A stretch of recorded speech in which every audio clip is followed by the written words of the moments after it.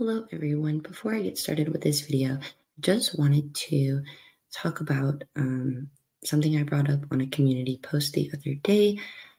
We are drawing near to the 1-year marker since this incident happened in 1/27/23. Because of the levity of that time having passed, I would like to do a little something on that day to honor baby Alex and remind anyone and everyone that that is who we are seeking justice for in this case. Especially after some of the facts that you will hear later in this video from the CNA's interview. It is so sad and traumatic how it's believed that baby Alex's life ended. I'm not sure exactly what I would like to put together. I figured I would ask you guys what you felt is proper and appropriate and would be the best way to honor baby Alex. I was thinking about something even as simple as uploading 50 minutes of silence. That is the amount of time that baby Alex was, well, from the moment the bathroom door closes to when the bag the baby Alex was in is opened, is about 50 minutes exactly. So if you have any thoughts, comments, concerns on doing some sort of memorial, something to honor and remember the justice for baby Alex that we are hoping for in this case. Please let me know anything you think would be appropriate or anything we could do to honor baby Alex and just, it's disappointing sometimes when you see stuff like, the motion hearing title for Alexee's case saying like trash can baby and stuff like that. I would like to, even if one small speck, be a voice for good and non-sensationalism when it comes to finding justice for baby Alex. So with that being said, please let me know your thoughts below. If you have any kind of idea of something you'd like to be put together, any kind of video, I'm willing to put as much time, effort, or, whatever into it as possible. The only thing I'm beholden to is copyright. So please do let me know as far as anything you might think is well and good. And this is a separately recorded little part of the video. The actual video will play now. Hello everyone, welcome in. In this video, we will continue on with the detective interviews in the Alexee Trevizo case. In this video, it'll be the CNA. A quick disclaimer before we get started, just to remind, because we haven't talked about this in a while, here are, some of the ways to impeach a witness. I'm going to say this in this video mainly because there are some inconsistent statements or, like number 7 on the list, contradictions in this interview as opposed to what I'm able to verify via the surveillance footage. Now there is one explanation that I'll get to when we get to that point. But I did just want to point this out. I don't believe any of the other modes of impeachment, so to speak, will be used against this witness, but the defense might want to hone in on some of the statements made since they are inconsistent and just try to take apart the inconsistent parts, because there are some really good for the state statements made in regards to like the umbilical cord and stuff like that. And just a reminder, I know not everyone has seen the Hannah Payne case, but there was a witness that the defense attorney for Hannah Payne did pretty good at trying to impeach part of the statements. And for me on the jury, it would have impeached, if I was on the jury, it would have impeached part of that witness's statement. I did still think the witness was overall credible, and Hannah Payne was still convicted within an hour and a half. So just because a defense attorney is good at pointing out a contradiction or a false fact that a witness is stating, it really doesn't fully impeach the witness unless there's a lot of other issues as well.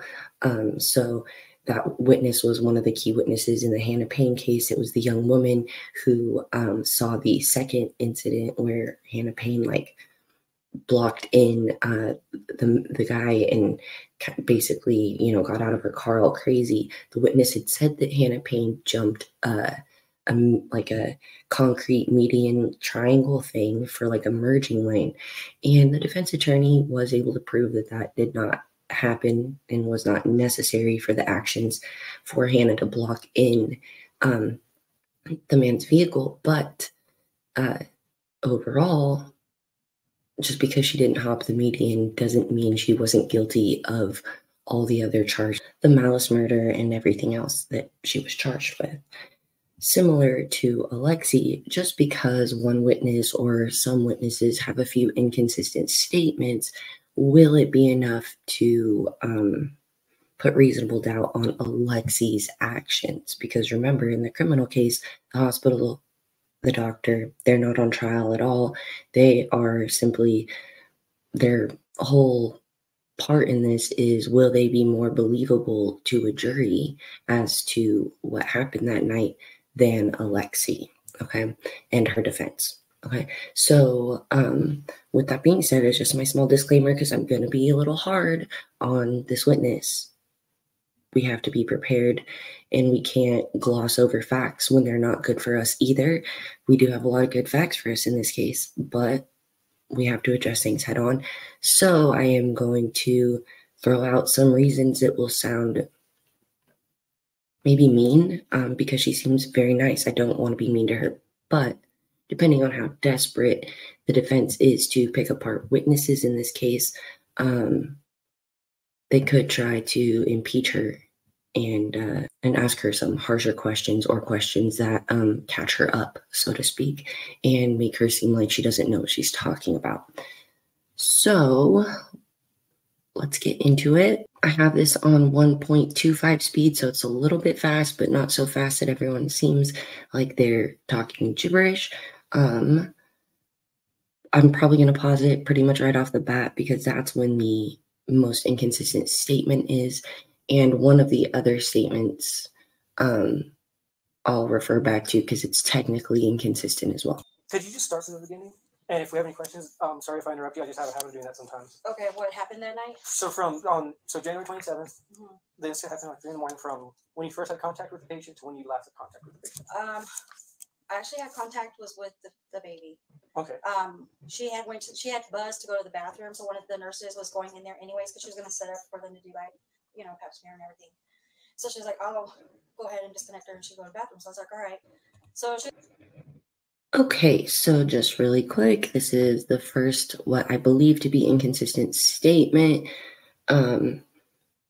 Gary Mitchell has said in an interview that he was able at the preliminary hearing to question the triage nurse, and that he is the one who disconnected Alexee. So she misremembers it as a female. And just to pull this up, this was the closest bit of proof that I could get for everyone that it is indeed Chris Sanchez, the triage nurse, who unhooked Alexee, because this is just moments after Alexee goes into the bathroom. This triage nurse exits, or comes into the footage from the same direction as Alexee was. He has on a mask and gloves, so he was meaning he was doing something medical. We have, if I'm taking Gary's word for it, already him testifying in the preliminary hearing as to being the one who let Alexee off the IV. Again, minor inconsistency, but it'll play back in a minute. It's just something I want to reference, because she also says that she does other things. And so if I was on the defense team for this is the one witness statement I think I could maybe pick apart. And because she does seem like a very nice person, genuinely, sometimes you can trip someone like that up. You can get them to say the wrong thing. And I'm not saying they're going to be desperate enough to really attack sympathetic witnesses, but maybe they can attempt to make them look less sympathetic, right? And it is a possibility with inconsistent statements always. So we do want to make sure that the rest of her statements in this is preserved for the jury, because we do not want the jury to think that she is inflammatory. And that's where I'm going to start getting harsh, is that she might be more inflammatory. Of course, people are going to be sympathetic to that in over, like, you know, all of us, because we're like, yeah, she went through something crazy. If you misremember it or remember it in a crazier way, it's understandable. To a jury, especially a very good jury who cares about what's going on and the facts and assessing the people giving them those facts, you don't want to come off as someone who is, how do I put this very lightly? Like I already said, inflammatory, but possibly someone who inflates things, remembers them as more dramatic than they are, or that you had more involvement than you did, because then they might question everything else. You might seem like someone who likes to tell a story, okay? And I'm not saying this about this witness. I'm saying these are the things that people can think from certain things. And I have heard stories about the silliest of things setting a juror off, okay? So that is where we want to cover all of our bases and not think, oh, this is so horrible, but think, okay, how do we make up for these inconsistent statements for this witness? Okay, just want to keep going, because the other inconsistent statement is, I would almost bet something Gary will bring up. So let me go back to this other page. So she was in the bathroom, and then Chris, which is one of our other nurses, he was like, because I was like, dang, she's flushing that toilet like an awful lot. Oh, so you noticed her toilet Flushing, yes. And then, okay, sorry, I paused that actually pretty quickly right off the bat. To give her credit, I do think she could have heard the hospital toilet flushing. It's on this wall somewhere in here. To come back to this one, it's in this wall somewhere over here, back behind this nurses station, where the nurses are right here. And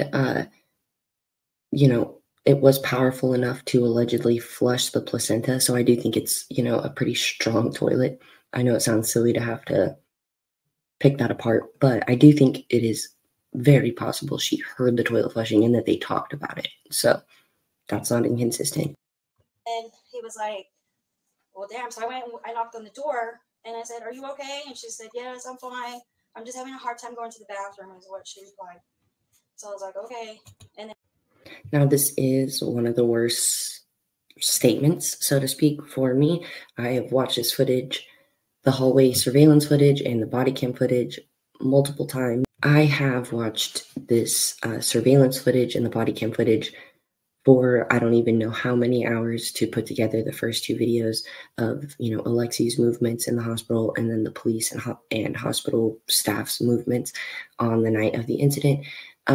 When I heard this statement, I was like, this doesn't make sense, because I never once have seen her go to the door and knock on it. That's all in my timeline. Only Rosa Chris Sanchez go to the door. She does go to the door with the key, which is a pivotal moment in this case, which is why I do not want her to be impeached as a witness, as well as her statements about the end of the umbilical cord, which we'll get to later. But this statement is 100% false, as far as I can tell. So that is not great. Will the jury be upset about that? Will they, disregard the rest of her statements for that? I don't know, but we're going to have a few more inconsistent statements, and that's when it starts, stacking up on us. Okay, back to this. and then as I walk, push the call light if you need anything. So you told her to push the call light? Yeah, if she needed anything. And then, this is the most infuriating statement out of the whole the whole interview. It seriously disheartens me. So basically, because I cannot verify that she said this to Alexee beforehand, at any point, I have to go off the footage and off her previous statement she just made, which is that she went and knocked on the door and asked if she was okay and all that. That remains to be seen. We do not have proof of that. Now, in that moment, she also told her to, press the bell if she needs anything or pull the cord if she needs anything, whatever it might be. That is also false. If her going up to the door is false, then that statement is also false. No other witnesses have stated that they told Alexee to pull or touch the help cord or the button in any way. I recently did get a comment asking, very wisely, if that was an issue. Basically, they're saying, yeah, but no one ever told her how to get help. My rebuttal to that was, it does not discount basically opening the door, to put it as plainly as possible. Legally speaking, it does still speak to a consciousness of guilt, very much so. Even if you can't prove that she knew what the button or cord was for, I've tried enhancing the photo of the bathroom. I've tried, zooming as best I can. I cannot see any lettering or signage on it, and I cannot rule out any lettering or signage on it either. So that also remains to be seen. But the law operates off the fictitious reasonable person, right? What would the reasonable person do? Now, a reasonable person, in my opinion, when a child comes out of them that they allegedly did not know about at all, right? Let's give her the benefit of the doubt on that for a minute. Let's say you really had no clue. This baby pops out. Does a reasonable person ignore multiple knocks on the door, whether by this person who's falsifying that in their mind right now, possibly, or by the actual knocks on the door by the triage nurse and her own mother? Would a reasonable person disregard those and wrap the baby in a trash bag, dead or alive, and go on about their day?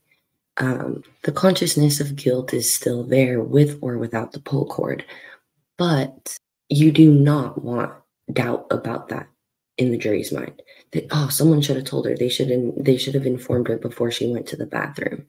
Well, she might have glasses, but she's not blind. Okay. This gets very technical here. She's not blind. She wasn't disabled. She wasn't handicapped in any form, so to speak, that she needed extra assistance in knowing how to get help, right? This statement brings up the fact that no one told her, how no one helped her, and that's pretty much their whole defense. So that's the reason why I'm really harping on this statement, because at least in my lowly paralegal opinion, when you're being interviewed on such a huge matter, you should not say things that you don't fully remember, and it's okay to not remember certain things. I cannot say she's intentionally misremembering these things or making this up. It had been 3 months, and she is someone who went through a traumatic experience, in my opinion. People misremember things. She could be misremembering this because she sat so close to the bathroom that this occurred. She did hear the paper towel dispenser going off and the toilet flushing, and they possibly did all have conversations about that, or at least some conversation, maybe even prior to her being asked to get the key. Something seemed up to everyone. So I'm not discounting that she thought something was going on. I'm just discounting that she remembers going to offer help, and that doesn't look great overall. And inconsistent statements aren't great. Hopefully the state, should Gary and them harp on this fact, have an easy and simple explanation. She didn't remember a lot. so many things happened. She doesn't remember that she did or didn't knock on the door. She did hear the toilet flushing, and you go back and harp on that, of her ripping up the placenta and cleaning up with the paper towels and flushing it down the toilet. You know, there is a way to make up for it. I'm not trying to be super, you know, like this lady's ruining the case. It's not that. But it just sucks to have any bad statements, right? We don't want any inconsistent statements. The rest of her statements are really great. That's why this part is disappointing. But it's not her fault, right? So don't be like, oh, this woman, don't, you know, none of that. It's not her fault. Like, people make way worse inconsistent statements. And it's, you know, one of the things that defense attorneys, you know, hey, a defense attorney can try to impeach a witness for what they saw. This witness just ended up giving statements that were wrong, unfortunately. Okay, we can continue. Like a few more flushes had gone by, and then that's when Chris was like, I don't know, because I told him, what if she's having a miscarriage in there and, you know, flushing stuff down the toilet? So he knocked on the door, and he's like, you got to unlock this door. And then she wouldn't reply, and he's like, if you don't reply, he goes, and then that's when she heard him call for me. And he was like, Laura, you got the spare key to this bathroom? I was like, yeah, because we keep like our ring of keys by the desk where I sit. So I went and I got the key, and just as we were getting ready to open the door, she opened it, and all I saw was like blood everywhere, like on the walls, on the toilet. It just looked like a horror film. And you say where it is also on the floor too? Yes. Okay. And then now, was it covering the floor, or was it like splotches? You could tell she was wiping it up with paper towels because it was like smeared. Okay. Yeah. And then the one that does have the footage of that, she's on vacation right now, is Erica, and she works in lab. She took photos of it?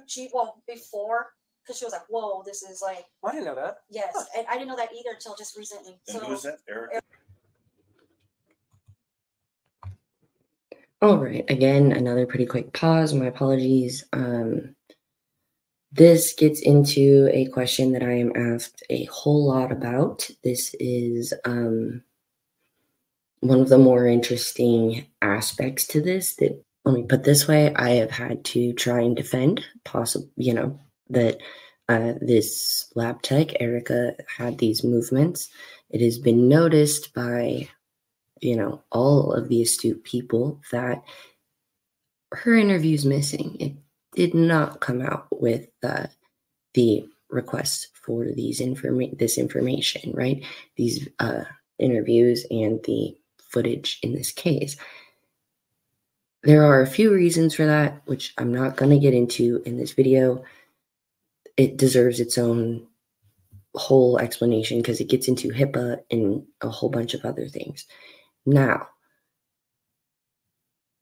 this photo is available online. You can indeed see this photo. People describe it as a bloody massacre. Maybe I heard how bad it was before I saw it, or maybe I just am not as fazed by the amount of blood I see in it. I do not like seeing bloody things, so I was expecting a bloody massacre scene. I think what you can draw from the photo is that it was a bloody massacre. She did clean up quite a bit because of the leftover blood and how I'd put it, kind of like staining. It looks stained to me. It doesn't look like a lot of blood unless the photo that has been released is altered in any way, but I don't think so. It's not like puddles of blood. There's probably some splatters, like they're mentioning, that weren't able to be got to because there were so many, or because there was so much blood on the ground. But it wasn't puddles of blood like I would expect. It looked like, in my opinion, she probably was able to clean up most of the blood. If you look up how much blood is lost on average in a pregnancy, you could probably pick up that blood in the amount of time she had, especially if you disposed of the baby pretty quickly. This is just my thought process here. I do believe the baby was disposed of very fast. If I'm going off my assumption of the motive in this crime, and again, she's not been convicted, but this is what I'm assuming the motive behind her actions inside the bathroom were. It was to get the baby concealed as quick as possible, because I'm just putting myself in her shoes right now. If her motive was she knew that the baby was coming and this was an active neonaticide, reference the Dr. Chris Featherstone video, she basically would have had to put the baby in the bag pretty immediately, because you do not want the off chance of someone swinging that door open and seeing the baby. Maybe if they had swung the door open on surprise on her and she's cleaning up the blood, she could have some kind of explanation for it. But if I was her and trying to hide evidence of something, trying to hide a body or whatever it might be, knowing that people were outside and could come in at any point, possibly, despite the locked door, I'd probably get rid of the evidence right away and then clean up. Not start cleaning up with the main form of evidence right there. Also, should the baby have been born alive, as the autopsy states, you'd be worried about the noises the baby would make, because most people assume the babies come out crying right off the bat. That is actually kind of a dramatization done by TV and movies, from what it seems. So that's just a little bit of a tangent, my apologies, on the blood and how it likely happened to get to where it is. Because if you look at the photo of the blood, it's not that much. Like, I know a lot of people here are true crimers. Like, you see bloody crime scene photos. This wasn't like that. I believe online it said it's like a pint or something of blood that you lose in pregnancy, somewhere around that, give or take. And so, you know, imagine a pint of liquid and pour it on the ground, and how quick can you clean it up? That's basically what it is, with, you know, those really flimsy paper towels that come out of dispensers. Not great, but in, you know, the amount of time she was in there, it's doable. And the amount of blood isn't shocking, to me at least, but to everyone else it was shocking, probably because they're in the medical field, obviously, and they're like, uh-oh, something bad happened. To me, after the fact, knowing the crime, I was expecting a massacre, so to speak. It wasn't. She did get to clean up quite a bit, should there have been a full pint of blood. Okay, sorry for that little rant. We can continue. Erica. Compos or no, let me give you her last name. Just a minute. I'm terrible with last name. Oh, you're good. But she does have the Erica videos. Salas. Yes, she has the pictures. Is she a lab tech? Yes, and Okay. she's on vacation right now. She's the one that's going to come next week. On the 27th. Yeah, or yeah, in 2 days. Okay. Sorry. So she, and I did tell her not to erase that. Good. I said, do not erase that, because that's evidence. When did she find them, or when did she tell you about them? Like, I think it was like 2 weeks afterwards. Okay. She had shown me the pictures, and then that's when I told her, do not, because I was like, dude, can you believe that? Like, because we had a patient that was pregnant at the time, just like after that, and I was like, on top of it. Just didn't want another recurrence. Gotcha. But yeah, so anyways, the floor was just smeared with blood, blood on the wall, like on the toilet and stuff. And do you remember which wall? Oh, it was like the back wall between the toilet and the sink. So like where the, like if you're looking at the toilet, like. Yeah, like say the toilet's right here where you're at, and then the sink's right here. It was like up this way, blood splatter. What is, like in your line of work, what would cause that kind of splatter? I think something that got pulled out or ripped. Like if you rip something and blood just went, it was like once you see the photo, you'll see what I'm talking about. It's just. Okay, sorry, I kind of preemptively paused, but she didn't really say anything more about it right there. Okay, that part is interesting because we all know that the placenta's gone, right? We know that no one ever found the placenta. What is that? A huge piece of intent in this case. It is possible because of the continuation of the bleeding. I'm no medical expert, but from what I found out, when you rip the placenta from the uterus, before it detaches on its own, the blood vessels did not properly close. The blood vessels will close on their own, and as the placenta detaches, not all placentas detach immediately at birth or with the baby. I've seen online, it says it can be anywhere up to 30 minutes for the placenta to detach. Should that have been the case, that might have been the ripping out that they, that she assumes happened there, because just in my opinion, you know, according to Alexee's attorney, the baby was delivered on the toilet, and if she probably put the baby on the ground and then ripped the placenta out of. That's my opinion as to what I think probably happened, and it probably made that splatter mark that you're seeing on the wall next to the sink and toilet. So, with that being said, the continuation of bleeding that the doctor talked about, you could possibly, if I was the state in this case, get with your medical expert and figure out if that would be because of the ripping out of the placenta, because that's what I have found. And I think that would show the haste and, need for Alexee to get this thing done, and knowledge of pregnancy, right? Which is a big one. Like, if you could prove that she knew she needed to get that placenta out of her by proving that she more than likely to the jury, because you can't prove 100%, no one was in the room, but the ridiculous amount of bleeding after giving birth and the fact that the blood vessels are supposed to close if the placenta detaches naturally could possibly get in the jury's head that Alexee knew that she needed to pull that placenta out. And that would lead to even more proving that Alexee knew she was pregnant, right? And because this is a first-degree murder charge, we do really want it to be solidly positive that Alexee wanted this baby to die. I'm so sorry to say it like that, but the state has to get that in the jury's head. That is what the whole case hinges on.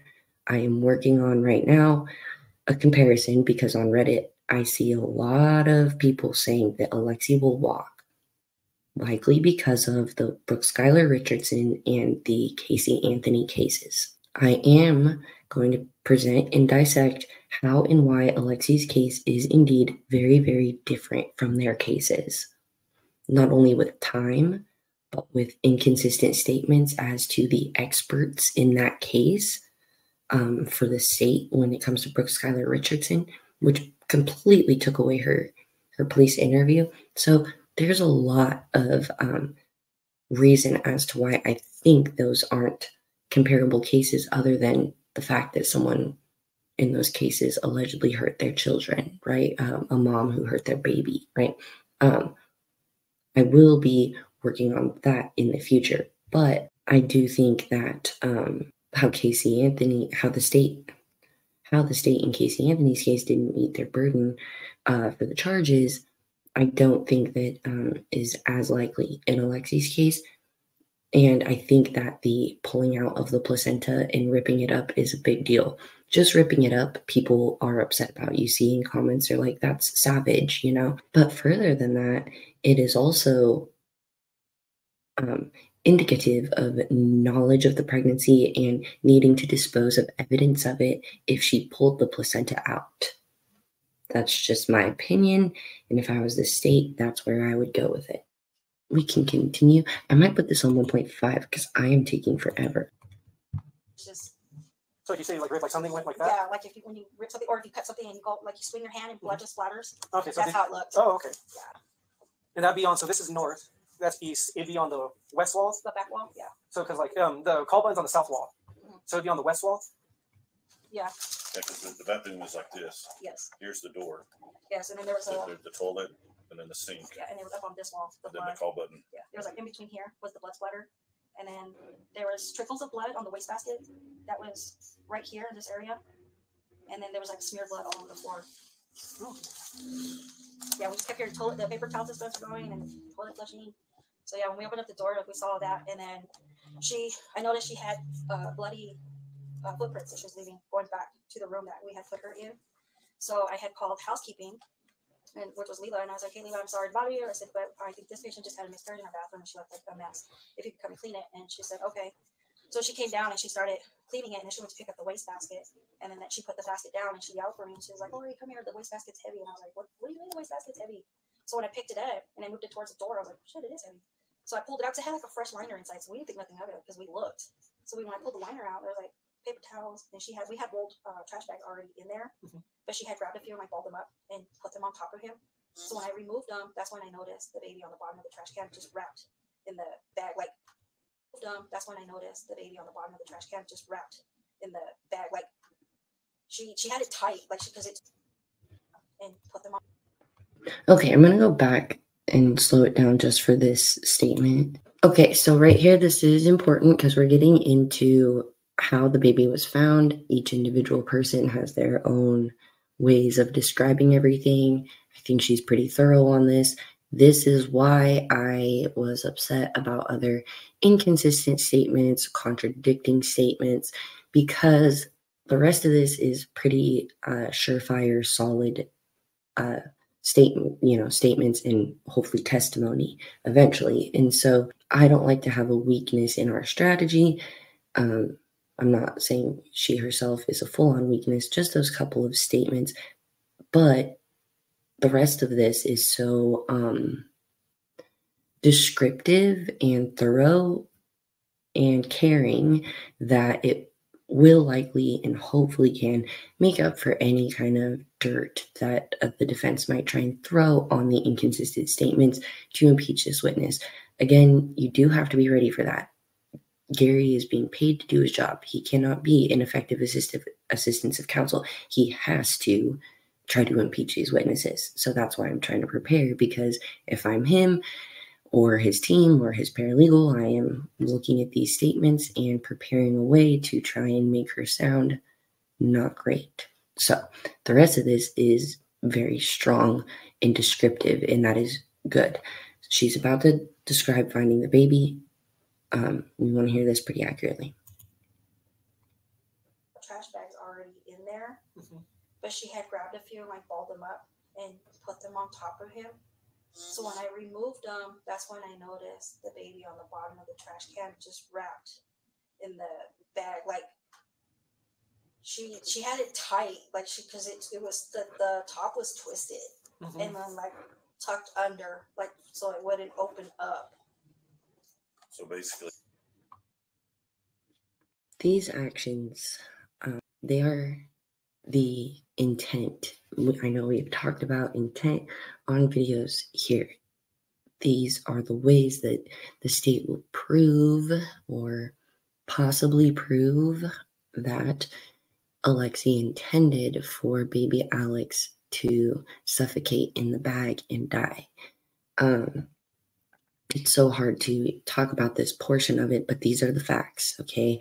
We have to get through the horrific facts, because honestly, trial is going to be hard, right? Like, I have pretty good reason to believe they're going to live stream it. You've seen the salacious headlines for the motion hearings and everything like that in the Alexee case, the trash can baby title. It's just horrible in my opinion, but I have reason to believe they are going to fight to have this live streamed, because it will be huge numbers for Long Crime Court TV, the people who stream trials, and Alexis Avila's trial was streamed through a local channel, it seems. So I do have reason to believe it will be streamed and that there will be some hard evidence talked about. They're obviously not going to put the photos of baby Alex up, but they will be described in detail. They will be referencing things about how he was found. They'll be describing, his color and things that will be hard to hear. So we have to face these facts, because they're only going to get more gruesome and detailed as we go on. So this, for lack of a better term, what I'm going to call entombment of baby Alex in this bag, seems to me able to be proved to be intentional.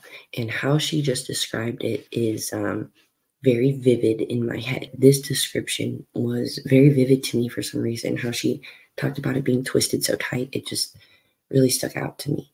Others' descriptions have obviously been accurate and similar to this, but this one just really put a horrific visual in my mind for some reason, and I think that's, as much as I don't want to traumatize the jury, that's what we need to obviously have a guilty verdict in this case.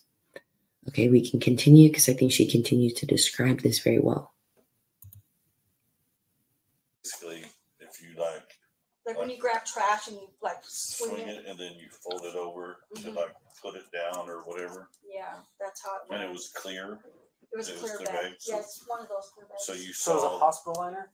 So you saw the baby inside the bag. Yeah, and then when I picked it up, that's when I noticed it even more because all I saw was black and purple. But once we picked it up, like the bag suctioned to his face, and that's when I yelled for my charge nurse, which was HT, and I told him, "Hey, she put her baby in the trash can." So I handed the baby to him. And he took off to the trauma room and opened up the bag, and then that's when we went and got Dr. Vasquez. Now you say that the bag was suctioned to his face. So was that from? I think when I lifted it up, it kind of loosened, and so just where he was still moist, it just suctioned to him. Okay, again, I'm going to pause it there. That is a very, very interesting witness statement. That is a very interesting piece of information. I don't understand the exact, I don't even know what the term would be, physics of the, what would be going on inside the bag. It could have been possible that the moisture which caused the bag to suction to the face was because of condensation from baby Alex breathing in the bag. You could, as the defense, possibly put doubt on that. Maybe it was blood. Maybe it was other fluids that are on fetuses. I don't know what it would be called, but any other like amniotic fluid. I don't know if that's what it's called. They could have reason to say that the baby was moist already.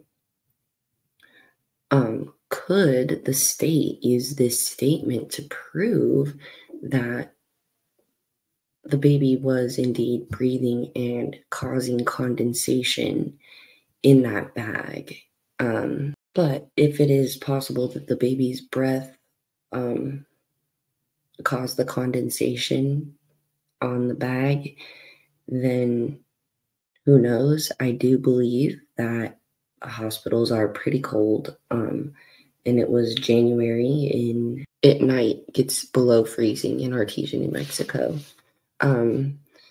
This was 1:30 in the morning in a hospital bathroom. Hospitals, at least to my recollection, are always really cold. So maybe it is possible that the baby caused condensation. Maybe it was just the baby having fluids on him. But if the state could convince the jury and use the surrounding evidence to prove that the baby, we know so many other pieces of evidence as to the baby breathing in the bag medically, but this adds an extra visual confirmation of that by a witness, technically. So, very important statement. All right. Question for you. When was the last time y'all were in the restroom before her? We had another patient that was in there, let's say like around midnight, maybe. Who do you remember who it was or what they were in for? They were there too. They left us a specimen on the table there in the bathroom, and I went in to pick it up. You did it at midnight? Yeah. Was it clean? Yeah. Okay. There was no blood or nothing. So this was fresh to you? Yes, this blood was fresh. You could even smell it. Did the patient at midnight, were they by chance pregnant at all? Honestly, she to me did not look pregnant, but then she had on a hoodie. No, the patient that gave the sample at midnight. No, she was a young girl. She was like maybe 11. So no. Okay, and there's no blood at all. No. She would have noticed. You would have noticed. We would have noticed. Okay. Yeah. And is the amount of blood consistent with giving birth, or a miscarriage, or some sort of traumatic event? I'm sorry. Can you repeat that? Okay, the amount of blood in the bathroom, on the floor, on the walls, and is that consistent with the amount of blood that is lost when you give birth or have a miscarriage? Or to me, I mean, it looked like she had given birth in there and was trying to clean it up.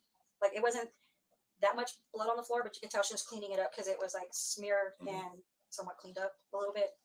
Okay. Once you see that photo that Erica has, you'll see how we're trying to explain it. Right. It's just hard. Okay. Yeah, it's just hard for us because Leela had cleaned, because when I talked to her that night, she said she cleaned the blood first, then went to. Yeah, and I usually, when there's like one or two things in the wastebasket, I usually pick it up, take it out, but I didn't that night. And then, like, I've been kicking myself on this because I feel like, if I would have just taken it out, I would have seen it.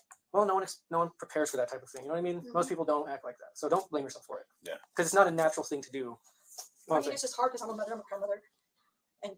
I've dealt with death before, but never like this. Right. You know, like it was horrible. Don't beat yourself up about it though, because it's something most people don't plan, or most people can't think of it. To them, it's like unfathomable. So don't beat yourself up about it, because it's something you couldn't have prepared for. Yeah. Because like you said before, you were expecting a miscarriage. Yeah, I was just expecting her to have a miscarriage and call it a day. I mean, we've dealt with patients before that had miscarriages. Yeah. So once the baby was taken into the trauma room trauma room. Yeah, he went into trauma too. Okay. Did you have what happened? What did you do at that point? I just remember I stayed in there because she went to go get Dr. Vasquez, and then I noticed that the umbilical cord looked like an animal had tore it apart.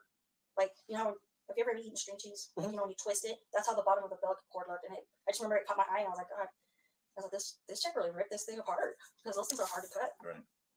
Okay, just another quick pause here. The umbilical cord being so frayed, cut, torn from the placenta side is another indicator that hopefully the state can, if they so choose in their way of going about this, can maybe tie into the pulling out of the placenta, because it was clear that this was a piece of evidence, in my opinion, that was needed to be disposed of, and that was by any means necessary. Now, she can't flush the placenta, or she can't flush the placenta attached to the umbilical cord attached to the baby. This speaks to a knowledge of the birth process, knowledge of pregnancy to me, because the state can possibly find ways to introduce this as she knew what to do. How did she know what to do? With or without text message records, which I've made a whole video on why I don't really think they need to go fishing and subpoenaing. If they want to, they can. But I think you can prove it with all of these pieces of evidence from the night itself and not have to get lost in the sauce, and possibly find anything that could prove Alexee didn't know that she was pregnant, right? I was like in that video explaining and weighing out those options. But talking about how the umbilical cord looks, she put in a lot of effort to remove the placenta from the end of that umbilical cord and then dispose of the placenta. Why? The jury will be left to decide that. Did you find the other part of the umbilical cord? No, we're thinking, I'm not sure if she had delivered the placenta, because I wasn't in there when they did the final examination. But either she delivered it in Loveless or she flushed it. You always didn't find it at all. We didn't find it at all. I even looked in the little cabinet that we have in our bathroom, because it has like a bottom cabinet. So I opened that up just to, I don't want no more surprises. And how big would that be? How big would the placenta be? Do you have any idea? No, I would say maybe me personally giving birth myself to a full-term baby, it would have to have been about the same size as the baby. Because I've seen placentas where we've delivered a few times here, full-term babies, and their placentas are pretty good size, or like that. But they fit inside one of our basins. Right. And is it thick? It's like a. Or is it like? It's kind of thinnish. Kind of like a sirloin steak. Yeah. Thin, like a, looks like roast beef to me. Okay. No, that's not a good picture in my head. I'm just trying to describe it, but we didn't see it. Okay. And honestly, I thought that's what was in the wastebasket, was her placenta. Mm-hmm. I did not expect to see this full-term baby wrapped up in a trash bag. So, after, like with HT and the doc at the room, did you do anything else with the baby or the patient after that? After that, I was told to get a hold of the on-call OB in Loveless, because she needed to speak to her, because she had to transfer that patient out because she was bleeding. Okay.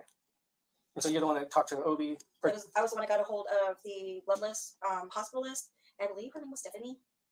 And I had set up to where we got this patient transferred to Loveless, so that way they can go in and clean her out and stuff and make sure she wasn't hemorrhaging or anything like that.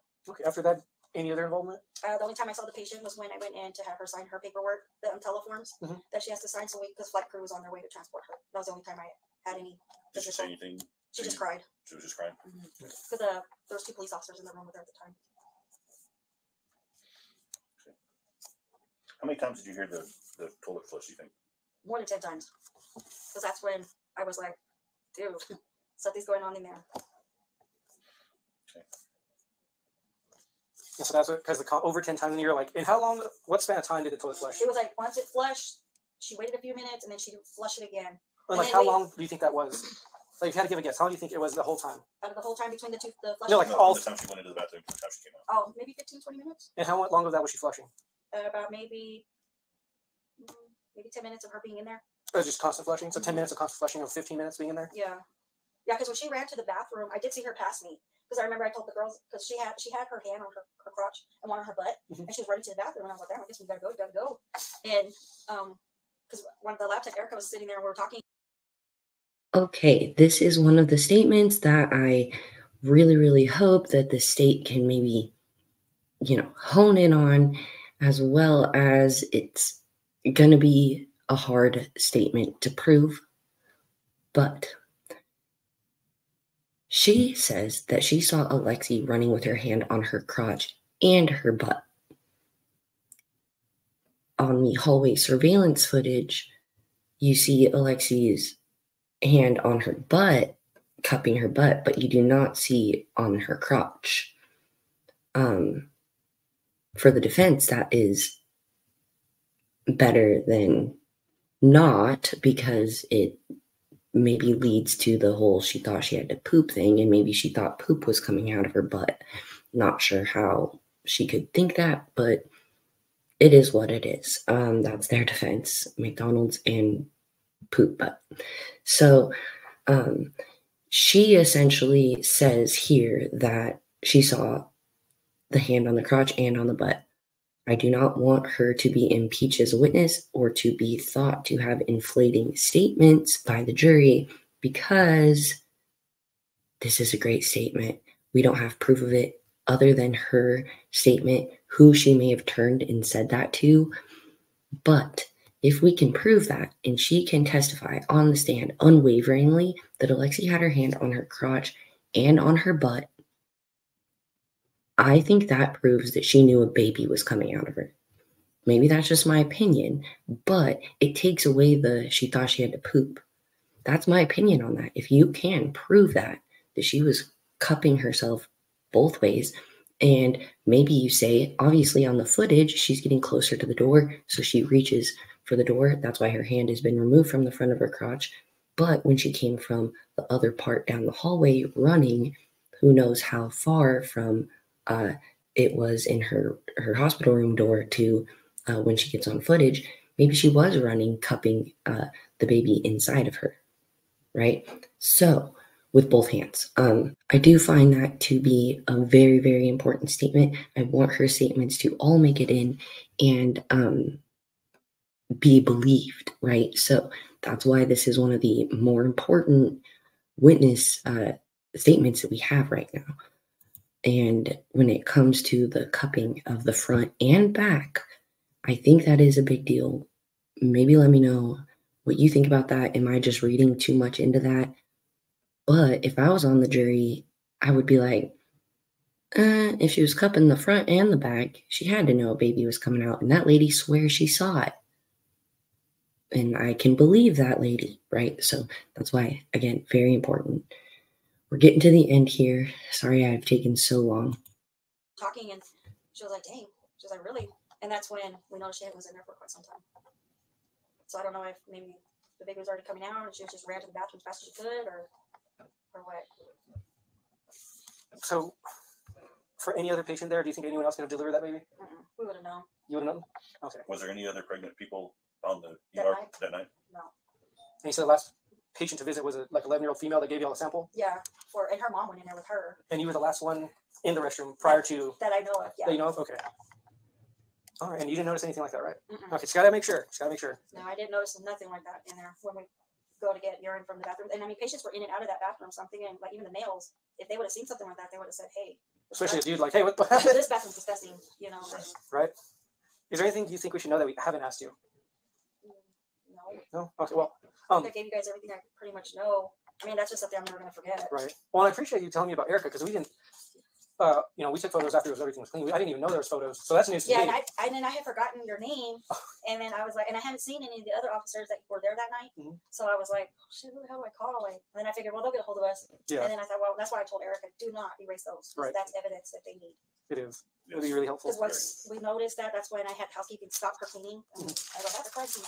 Well, she was very thorough, because it was very clean whenever we went in there. She had gotten it, but like the wastebasket and all that, I was like, just leave it, because I remember it still had a little bit of blood on it. Yeah, it had like a slight smear on it. We took photos of it. So you've been a nurse how long? I'm a CNA. Oh, CNA for how long? Maybe like 16 years. Oh, so you've been in the ringer. Yeah, I've done a nursing home. This is actually my first time doing hospital. Oh, I'm sorry. Yeah, that's why I said like I was used to deaths, but nothing like this. Well, just reason I'll ask. So you said it was fresh blood, right? Have you dealt with dry blood, like dead blood? So this is not fresh to you or dead? It's not fresh. Like I don't know how to explain it. Just but just in your experience, it was yeah, fresh blood. It hadn't been stagnant for a while. Okay, just wanted to make sure. Yeah. Okay, well, you have our contact information, and I gave the HR Cindy. Yeah, Cynthia. Sorry, there's a Cindy that works here too. Yeah. I have Cynthia my contact information. If you have any more info, you can let me know. Okay. Okay. I appreciate you. Thanks, Lori, for coming. Thank in you. about that. And thank you for what you do. Thank you. Yes. Yeah. Okay, they, these detectives are really kind. They try and tell everyone, like, keep your mental health up, basically, because all these people did experience a trauma that night, in my opinion. So, this is definitely one of the more important witness interviews. I have only a few of these left. I'm hoping that we soon get graced with new information in this case. We are drawing near to the 1 year mark since this all occurred, which was January 27th, 2023. So, in very short 22 days, the 1 year mark will be here. I do plan on, doing something for it, like I mentioned in the beginning of this video. So please do be thinking about that and leave your comments. I'm trying to hope and pray and manifest that maybe we will get a decision on the evidence somewhere right around that time. That would be an awesome occurrence, and feel like a piece of justice maybe is coming along and that we're moving somewhere. I don't know, honestly, how long the judge is going to take. You'd have to think it'll be soon because there's so much expert witness testimony in this case that needs to be dealt with before we actually get to trial. So, yeah, things need to be heating up over here for this case. With all that being said, this witness gives us great insight into what happened, despite some minor inconsistencies. Unless her statements can be substantiated through evidence that we do not have available to us. I have, like I said, the few inconsistent statements, but overall some great witness account, because the bag, it's so sad to think about, but the bag suctioning, the moisture, the umbilical cord, being so aware of the flushing, all of that stuff, it's so detailed, and when it's so detailed like that, you hope that the jury will find it to be credible and accurate and be moved by it. I'll continue on with these as we go. Like I said, I also am planning to do a comparison because I do see a lot of people fearful and saying, like on Reddit and stuff, Alexee will walk, or New Mexico doesn't care about babies. Yes, I do know from people inside New Mexico who have told me that New Mexico has, some pretty severe failures in its criminal justice system, right? We cannot lump this in with the whole.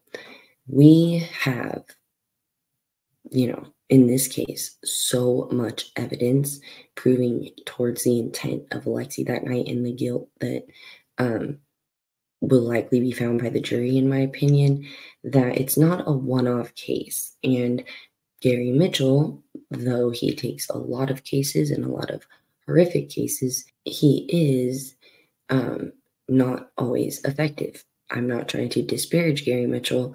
He has seemingly a fond, he cares for the Constitution and believes everyone should have a defense. And there are some admirable things that he says. Okay, I'm going to say that because I'm fair. But is he extremely effective, especially in cases such as Alexee's with evidence like this? Not in my opinion. he just provides a defense. When the evidence is indefensible, then it's, you know, it doesn't just go in Gary's way. And I feel like he's been kind of made out to be like this big badass monster of an attorney, in which, no, he gets vanquished quite often, not because of his lack of legal prowess, but because of the evidence against his clients.